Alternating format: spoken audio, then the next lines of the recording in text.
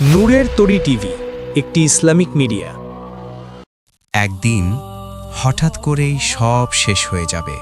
এই ঘর, এই পরিবার, এই দুনিয়া, আপনি শুধু একা হয়ে যাবেন। মৃত্যু থেকে কবর পর্যন্ত আসলে কি ঘটে? মৃত্যুর মুহূর্ত। যখন সময় পূর্ণ হয় তখন ফেরেশতা এসে দাঁড়ান। যদি মানুষ ঈমানদার হয় তার রূহ বের হয় শান্তভাবে, কিন্তু যদি গুনাহে ডুবে থাকে রূহ বের হয় কঠিন যন্ত্রণায়। নবী সাল্লাল্লাহু আলাইহি ওয়াসাল্লাম বলেছেন, মুমিনের রূহ এমনভাবে বের হয় যেমন পানির ফোঁটা কলস থেকে পড়ে, কিন্তু কাফিরের রূহ টেনে বের করা হয়, কাঁটাযুক্ত লোহার শিকল দিয়ে টানার মতো। ভাবুন, সেই মুহূর্ত এখন হলে। আসমানের যাত্রা। মুমিনের রূহ আসমানের দিকে ওঠানো হয়। ফেরেশতারা বলেন, কি পবিত্র আত্মা, কিন্তু গুনাহগারের রূহ ফিরিয়ে দেওয়া হয়। আসমানের দরজা খোলে না। তারপর শুরু হয় কবরের যাত্রা, জানাজা ও দাফন।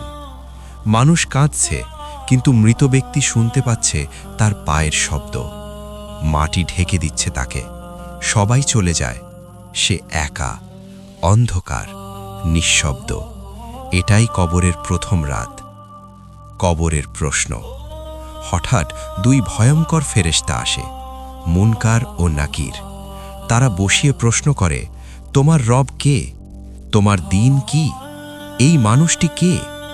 যদি উত্তর দিতে পারে কবর প্রশস্ত হয়, না পারলে শুরু হয় আযাব।